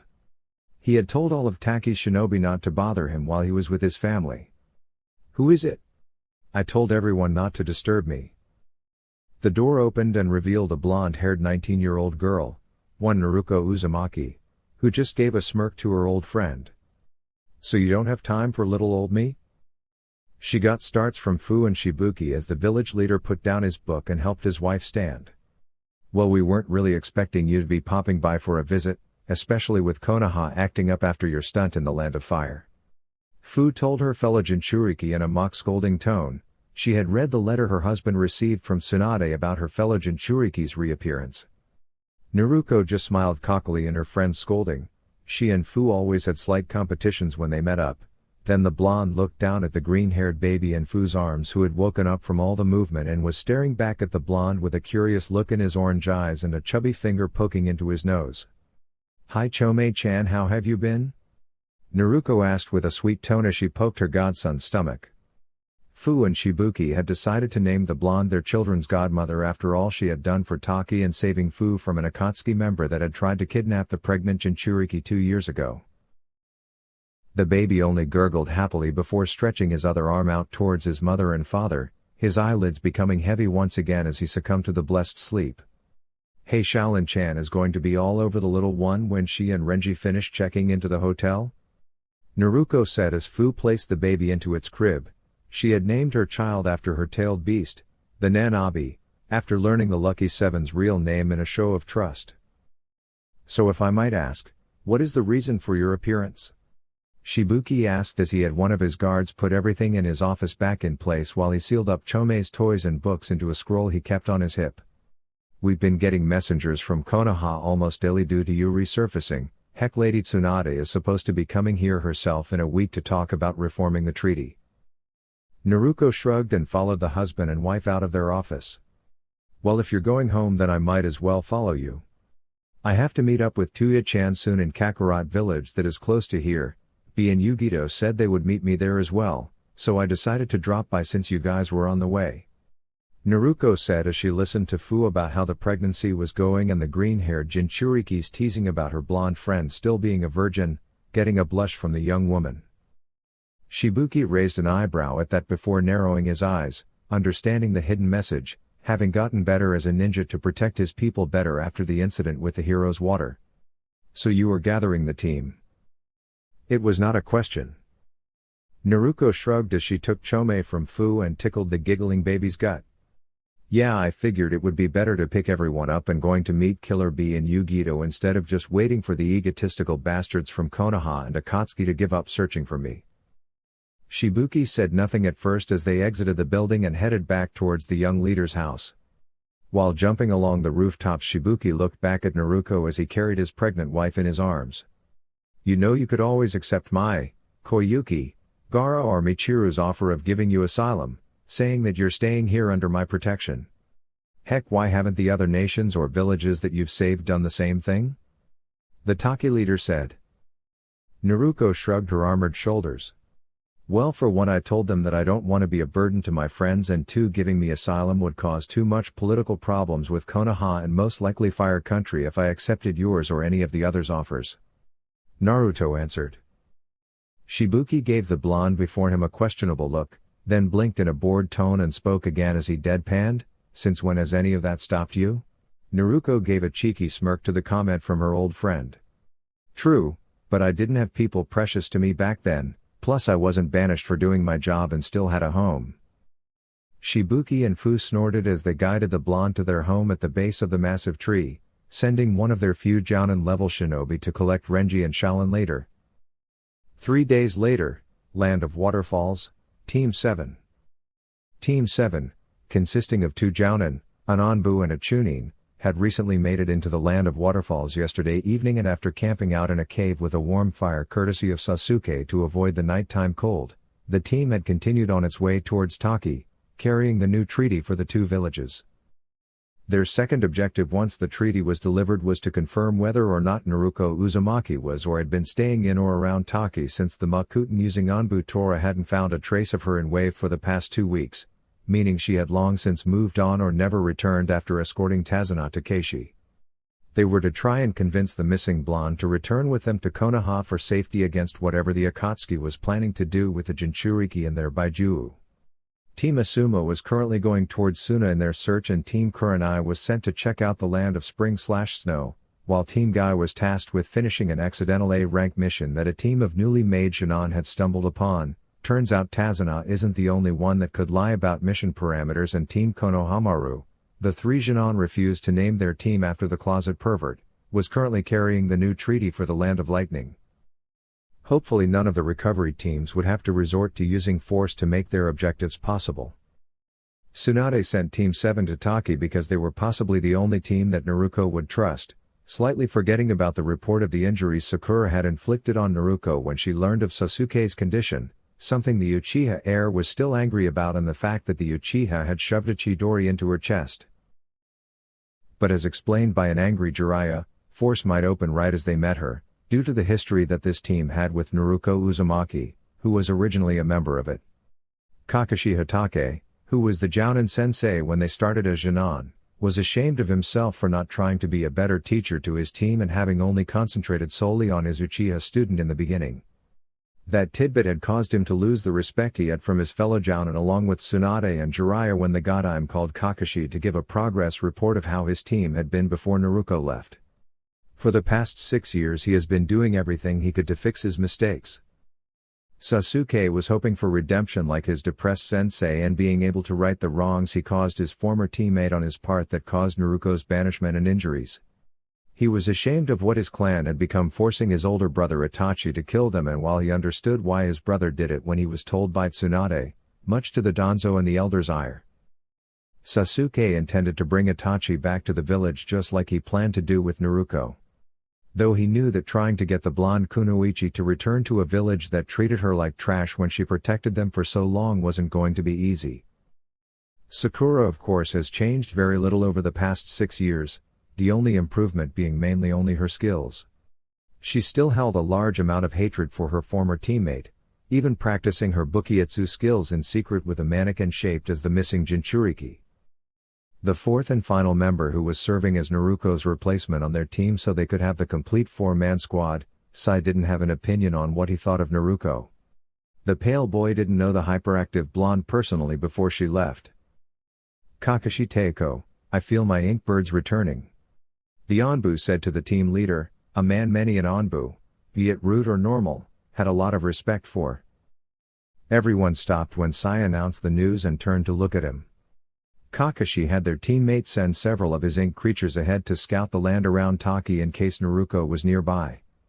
Quickly the ink birds dropped from the sky and fell into the paper that Sai held out, taking the form of words that only Sai could read. Report Sai, Kakashi said as he stared at the black-haired boy while he deciphered the words covering the page. The ink beasts report that a young woman with long blonde hair and whisker marks is now leaving Taki and would appear to be moving towards the border between the land of waterfalls and land of lightning. Sai said in his usual monotone voice as he mentally prepared himself to take on the missing Jinchuriki, knowing that if they had to fight then they would most likely lose, especially if the team that attacked Tazuna was any indication. The rude Onbu that had been on that squad had been one of the higher-ranking members of Danzo's forces and he was killed by a single strike from what was reported to be the Jinchuriki's sword. Kakashi's eye widened for a moment. Which way? He asked, placing a hand on the tanto that was gracing his hip. Sai nodded and took off in the direction his beasts had told him, leading the team towards their lost comrade. Okay everyone, remember that we're to try and convince her to peacefully return to Konoha. Force is to be used only as a last resort, understand? Kakashi commanded as he looked towards his pink-haired student, the student that had a dark look in her eyes at the mention that the object of her hatred was close by. All three of his teammates nodded before they took off tree jumping towards the direction Sai was leading them to. You know the chances of us even getting Naruko to agree to come back to the village with us are very, very low? Sasuke asked as he looked at the silver-haired Cyclopean, unknowingly getting a glare from Sakura at the show of more concern for Naruko from her crush than he ever gave her. Kakashi didn't reply, he merely gave a stiff nod. It doesn't matter if the Jinchuriki agrees or not, Dickless. We are to bring her back whether it be peacefully or forcefully. Sai said. His answer from his team was a glare from Sasuke's Mangekyo Sharingan that he had acquired from the curse mark-induced state of shoving his hand through Naruko's chest. With Naruko. Naruko suddenly stopped in her examination of Fu's former home in Taki's Bug Glade. Her eyes narrowing dangerously as she detected several familiar chakra signatures. Kurama! I sense them too, Naruko, Kurama said as he raised his head inside his cage. Approximately 4 chakra signatures are currently heading this way. 3 of them appear to be from your former team and the 4th one I have no memory of. Naruko's eyes widened at the mention that her old team was here, before they narrowed with a feral growl escaping her throat. Of course the old bitch would send them to collect me, it appears that my message didn't get through. Welp, that sucks, looks like we'll get to have some fun, Kit. The Uzumaki woman knew now that nothing would stop her former village from trying to bring her back to Konoha for her safety, as if she didn't already know about the Akatsuki. Naruko gave a smirk as another thought invaded her mind. She could evaluate how strong her old team had become since it was apparent they were coming to capture her. She could see if any of them had actually taken their training seriously over the past 6 years that she had been gone. With her mind made up, Naruko pulled her sword from its sheath on her back and sat down on Fu's favorite natural wooden chair with her sword impaled into the ground in front of her. Her cerulean blue eyes planted firmly on the opposite side of the clearing, where the chakra signatures were quickly approaching. A couple minutes later, Naruko saw that the trackers were about to enter the clearing, though they appeared to be observing their former comrade first. May I help you with something, Hatake-san? Uchiha-san? I thought I made my message clear last time we met. Naruko asked in a hard voice as her cold eyes turned to glare at Sasuke's position, startling the 4 of them and making the Uchiha flinch as he noticed her cold, emotionless gaze. Kakashi was the first to recover from the surprise of Naruko noticing them as the four of them jumped down to the clearing, probably having sensed them while they were still a ways away, already having forgotten that the young woman had sensed him while she took down the assault team. Snapping out of his stupor, Kakashi gave his signature upside-ui smile. "Yo Naruko-chan. How've you been?" Naruko raised an elegant eyebrow, as if she was trying to figure out what Kakashi's idiot meter was. "Kakashi and my old friends. Well, I would call you friends, but seeing how one of you is a traitor who shoved a Chidori into my chest and got me banished for doing my job, and the other one is a bitchy whore that attacked me for keeping my promise to her about retrieving the first one from a pedophile, I won't even bother," Naruko said as her gaze never faltered, though it did turn to take in the others of the team. "I guess I had that one coming," Sasuke thought as he flinched at the hard tone his old teammate had addressed him in. "Naruko, we've been sent on Lady Tsunade's orders too. I have no intentions of going back to a piece of shit village that deserves to be burned to the ground for its crimes," Naruko said in a serious voice as she didn't even blink at the dark glare Sakura sent her way, having faced worse killing intent when she spared with B and Yugito or stood in front of Kurama or Reikage when he was angry. "If you refuse to come back willingly, then we will capture you and force you to come back as a prisoner," Sai said as Sasuke fell into a small cloud of depression. Though the former root agent flinched back a bit from the cold gaze that turned to him, it felt like she was dissecting him with her eyes. "I'm guessing that Dickless here is my replacement, eh Kakashi?" Naruko asked, getting a nod from Kakashi and a tick mark from Sai. He was supposed to be calling people Dickless. "Look Naruko, Lady Hokage made a mistake and she's sorry. She even executed and imprisoned several of the council members that had a hand in banishing you. She is willing to compromise for your return. Also there's a group of," Kakashi began, only to be cut off impatiently by Naruko as she waved her hand.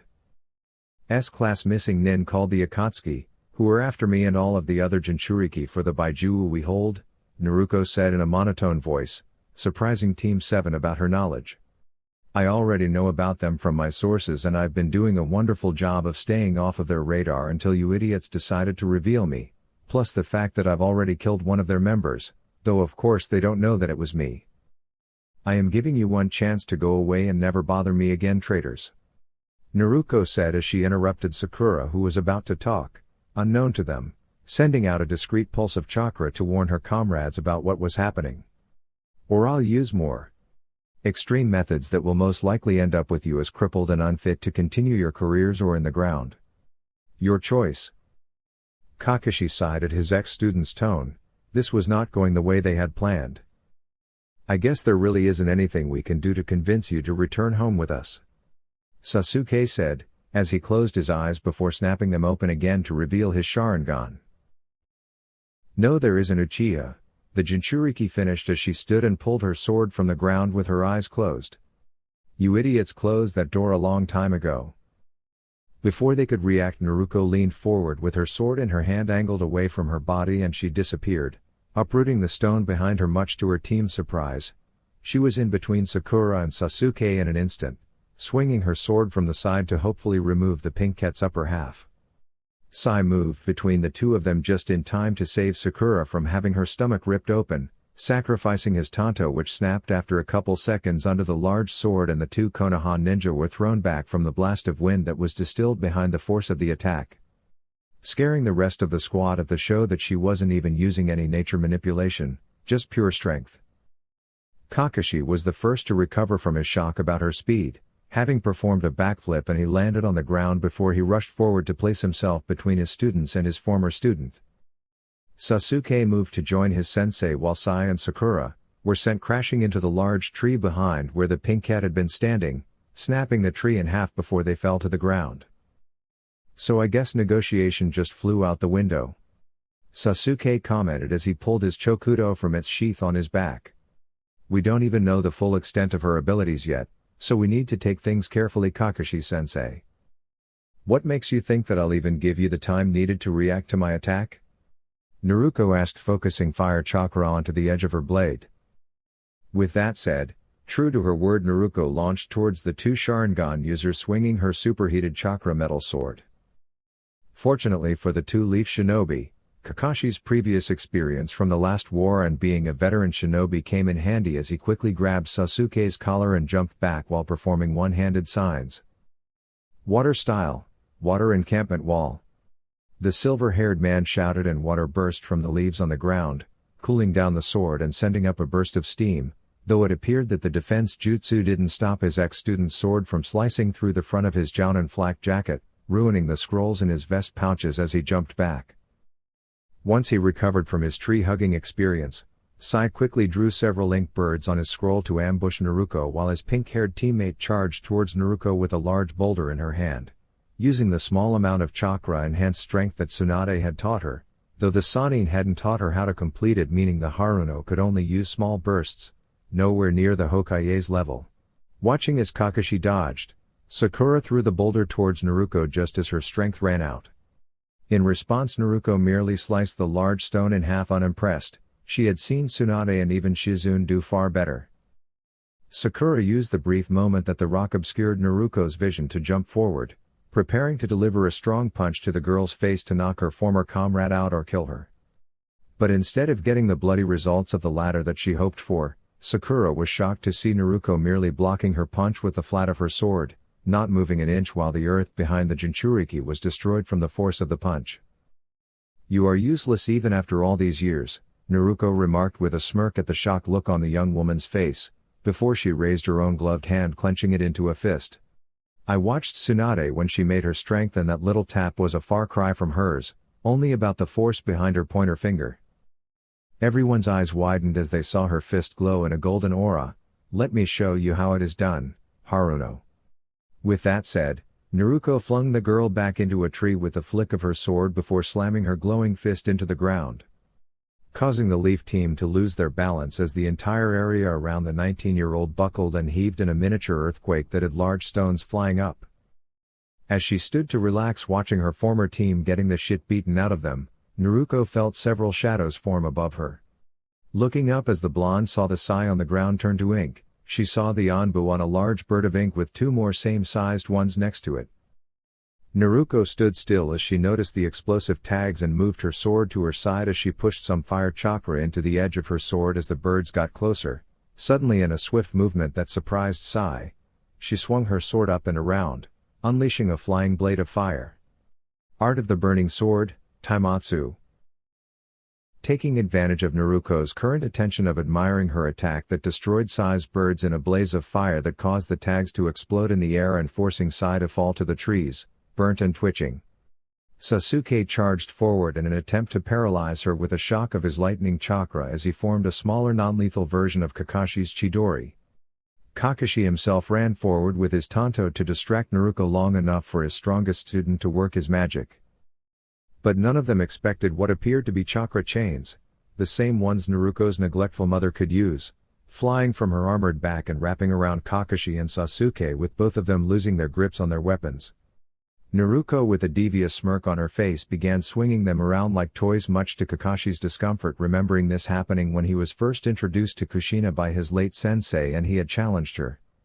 The blonde slammed the two jounin into the ground several times before slamming them together to further disorient them. She then threw them back towards where Sakura and Sai were struggling to stand. Pulling the chains back into her back with a smug smirk on her face, Naruko stared at the four downed ninja, only to frown as she saw Kakashi's body go up in a puff of smoke. She looked behind herself and saw her former silver-haired sensei leap towards her, his Tanto in his right hand as Sasuke's Chokudo graced his left. However, when Kakashi swung the longer of the two blades at Naruko with his signature lightning chakra being channeled into the sword, Naruko just lifted her sword and to everyone's surprise sent her own lightning chakra through it, causing the elder shinobi's sword to halt at the opposing forces. "You're moving way slower compared to when I was a Jinan, Kakashi-san. Is your age finally catching up to you?" Naruko asked with a smirk that irritated the older man. "I'm not old," he cried indignantly in his mind. She launched the man away from her as she jumped over his sword and kicked him in the chest, and she landed on top of a half of the boulder Sakura had thrown earlier. "Lightning style, Chidori Rain," Sasuke shouted as he came up behind the blonde with his Sharingan spinning as he launched what seemed to be an endless barrage of his Chidori Senbon attack. The kunoichi spun around and reacted quickly, swinging her sword in a wide arc, flaring one of the seals on her blade. To the shock of the Uchiha and his team, the blade lit up and all of his senbon disappeared into the blade as the Uzumaki spun it. Naruko smirked as she noticed the stunned faces and then the approaching chakra signatures of her friends and a few Taki jounin. With a roar that startled Team 7 out of its spunk, Naruko swung her sword, unleashing the seal that absorbed the senbon, sending all of Sasuke's lightning senbon flying right back at the still shocked Uchiha. A few seconds before his own attack would have made contact with him, Sasuke performed a quick substitution with a nearby rock. When the rain of lightning struck the stone, said stone exploded violently, sending electrified shrapnel everywhere, forcing Kakashi and Sasuke to throw up Earth-style domes around them and the teammate they landed next to. Acting quickly, Naruko once again sent chakra to her sword, forming a much larger blade to encase the chakra metal in a massive sword that was twice as long as Zabuza's head cleaver. Though it looked like it would have been heavy if it had been steel, Naruko lifted it like it weighed no more than a mere feather. The Uzumaki then entered a form of stare-off with Kakashi as he stood by Sakura, who was running a diagnostic medical jutsu on her sensei's apparently broken ribs from a piece of shrapnel that had managed to get past the dome as it went up. In front of them, Sai was standing shakily, having not expected this much damage to a team with 2 close-to-low cage ninja and 2 special jounin-level shinobi working together. The root agent was currently drawing several of his signature ink lions, birds, snakes and several other creatures that were jumping off of the page with each beast drawn until the young ninja had a small army of ink creatures surrounding him and his team. "This is not going like we hoped it would," Kakashi murmured, loud enough for Sakura to hear, making the young medic snarl unhappily under her breath at the slight admiration she had been hearing in Kakashi and Sasuke's voices the entire battle.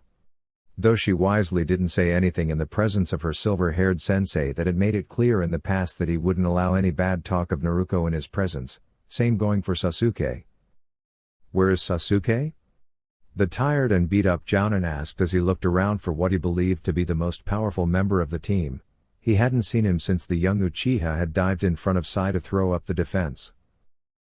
"Uchiha-san protected me from the explosion, though he was knocked unconscious and left extremely battered.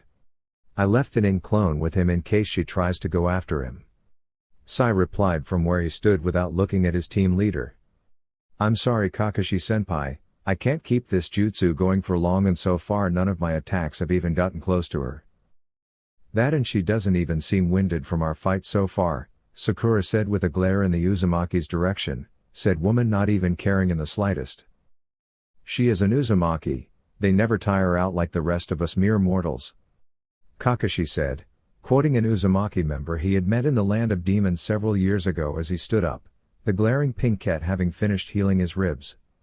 "Just like her mother and clan, they have an unrelenting stamina and extremely high natural chakra levels. Naruko's I'd say is at low to mid cage just from the fact that she is taking on 2 high jounin to low cage level shinobi with the addition of 2 special jounin level shinobi and she hasn't broken a sweat." His teammates looked over at the blonde to find that he was right. She didn't even look exhausted as she still held the massive sword of chakra. "We will most likely need to subdue her now and quickly with an incapacitation seal. We won't get another chance like this in a while or at all and she is already beating the crap out of us," Kakashi said, his pride a little broken at having his ass handed to him by a girl half his age. The copycat and his remaining students were about to rush forward with weapons in hand alongside the ink beasts and Naruko smirked as she got ready to swing the massive blade, when a voice interrupted the fight and startled the Leaf Ninja. "I do so hope you aren't trying to destroy my favorite glade." The Leaf Shinobi all looked to their left to see Shibuki and Fu standing on a tree branch, making the Leaf Ninja pale even further than they already were from exhaustion at the sight of Taki's leader. Kakashi heard a twig snap and turned to find the clearing surrounded by Taki's jounin and 2 other individuals. One of the individuals looking like a silver-haired girl that was glaring at them in hate. "Shibuki-sama, we can explain," Kakashi stuttered out, knowing that all chances of getting the treaty resigned had just flown out the proverbial window. "Explain?" Shibuki said as he stroked his chin in mock thought. "Okay Hatake-san, explain to me why a team of Konoha ninja, a village that is trying so hard to regain a treaty with my village, is not only assaulting an honored guest of the leader of Taki and a hero of Taki, but is also defacing a natural monument of Taki's Nanabi Jinchuriki." The team grew pale except for the unconscious Sasuke as Sai attempted to pick the Uchiha heir up onto his burnt shoulders. Kakashi looked back at Naruko, who had dispelled her chakra and sheathed her sword before leaping up to stand with the two non-waterfall ninja. Shibuki and Fu both looking down at the Konoha ninja with their eyebrows cocked. "Well, Hatake-san?" Shibuki asked as he stared down at the veteran shinobi, "What is your explanation for that and why I shouldn't arrest you and your team for destruction of Taki's property?" "I don't, Shibuki-sama, we will leave now," Sai said as he attempted another go at diplomacy to get his team out of trouble. Everyone just cocked their eyebrows at the ink user before Shibuki motioned for three of his jounin to come forward to escort them, one of them roughly grabbing Sakura's arm, much to the girl's protest. "Silence, Haruno," Shibuki snapped at her complaint, "if any of you cause any more trouble in the borders of Waterfall Country, I don't care about a possible alliance or war, I will have you and your team executed." That instantly got her to shut up as the three jounin prepared to lead them away. "Well, I have to say that this little reunion was fun, Hatake-san, I did get a good warm-up to start the day," Naruko said with a smirk, causing the man and his team to look over at her tiredly. "But I'm afraid I have to be going now. See you later, Shibuki-kun, Fu-chan, tell Chome-chan goodbye for me." At those words, the conscious leaf ninja watched in shock as the brown-haired boy next to Naruko placed his palm on the blonde and silver-haired girl's shoulder before they disappeared in a distortion of air resembling a colorless Hiraishin. "No one is seriously wounded, I presume?" the leader of the Taki jounin asked with a smirk as he and his men left the four injured leaf nin after an hour of walking. Kakashi winced as the man jabbed him with an elbow as he walked back toward since his ribs were still tender and fragile. "I am fine," Sasuke said as he finally woke up, still leaning on Sai as they walked. That battle was nothing like what happened at the Valley of the End, showing just how much stronger the Uzumaki girl had become, and he knew he would be sore for days as he healed. "I'm fine except for a mild case of chakra exhaustion, my tanto breaking, and I didn't bring any soldier pills with me for refuel," Sai said sadly as he threw away the remains of his tanto with a look of longing. "I don't think we can even continue the mission on our own as a four-member team, Kakashi-sensei, even if we were in our peak condition," Sakura said, adding her own input about the fight, angry that the girl she used to push around had grown so much stronger than she had and had shown it by tossing her team around like ragdolls. "Naruko is strong enough to not only beat the shit out of the four of us when we are fighting together, and as loath as I am to admit it, she didn't even break a sweat." "You're right," Kakashi said as he pulled out an aged med kit he had received from Rin years ago before she died. "That teleportation technique the brown-haired boy used seemed like my sensei's Hiraishin technique. Plus, Naruko did tear us apart like she wasn't even trying, and then there is the matter of the third person that went with them, we don't even know what she is capable of. I'm going to send Tsunade-sama a report of what happened, though Naruko will most likely not stay in the land of waterfalls after this," Kakashi said as he pulled out a scroll and began writing in it. Once he finished writing, he summoned one of his faster ninja dogs and handed it the scroll in his hand. Said dog nodded to Kakashi with a form of a salute with its paw and ran off in Konoha's direction. With their injuries and the amount of chakra they expended in that fight, it would take the shinobi team a while longer to return home. "We need to tell Tsunade-sama that she needs to send teams out to the different countries Naruko has helped or is friends with in case she is headed to any one of them," Kakashi said as he wrapped some of Sasuke's injuries up due to their resident Kunoichi being low on chakra. "My summon will most likely arrive at the village a few days ahead of us with the amount we have been injured. We need to get back to Konoha as soon as possible to think of our next move before any other interested parties try their hands at hunting Naruko," Kakashi stated, referencing to Akatsuki and Danzo's route. "I doubt anybody short of a cage will give Naruko much trouble," Sasuke chuckled mirthlessly as the memory of being used as a portable piñata came back to him. "Hopefully when we find her next we will have the full retrieval team with us," Kakashi said quietly but enough for the rest of his team to hear. "Because if we don't, I think things will get a hell of a lot harder." The team shared tired nods as they moved to stand back up and begin their long trek back to Konoha, knowing that this encounter was just the beginning of a long and tiring challenge. Dear YouTube family, thank you for tuning in. I hope you enjoyed this content. Please subscribe to my channel, Anime Octopus, for more updates and exciting videos. With gratitude. Anime Octopus.